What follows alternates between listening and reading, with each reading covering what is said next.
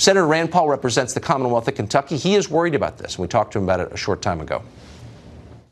Senator, thanks for joining us. Sure. John Brennan is an irresponsible partisan combatant who works for a cable news channel and has threatened the president on Twitter. Why in the world would he have a top secret federal security clearance? Now, this is alarming. And if John Brennan still has top secret clearance, can he research Donald Trump? Can he research his family? Can he type my name into computer search engines? Can he look at all of my information?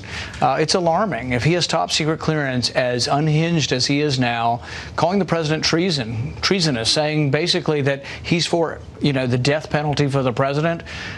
Yeah, it's alarming. If he has security clearance, it's absolutely alarming. So we've spoken to knowledgeable sources on this question who say he does. We tried to confirm that with the CIA. They refused to comment on it. We asked NBC, his employer. They refused to comment on it. We believe it to be true.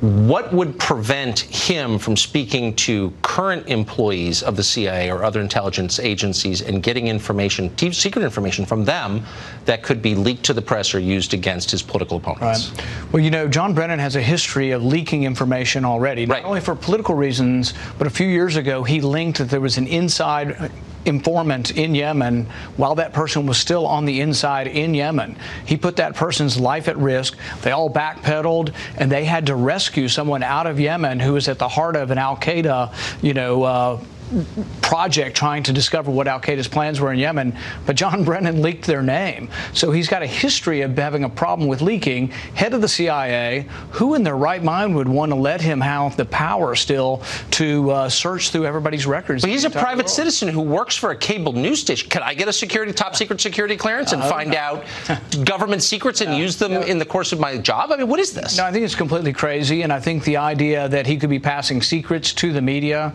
yeah, that's alarming. And then, well, what can be done? Well, what we're going to do is we're going to send a letter not only to the president asking whether he still has clearance, which I think the president might be interested in this issue. I'm sending the letter also to Sessions and also to Dan Coats, who's over all of the intelligence. So we are going to press the case, and we're going to find out, does John Brennan still have clearance, and really should a person who has called the president treasonous have top secret clearance or threatened him? But it's not just Brennan. It is potentially, and we believe it is also Clapper, Susan Rice, people who are active participants in current partisan warfare. Right. Shouldn't there be some mechanism to prevent people who are engaged in partisan warfare from having top secret clearances? And this is something I've advocated for years, and that's to have oversight of the intelligence community by having judges grant warrants. So they would have to go to a judge to have permission to look at a database.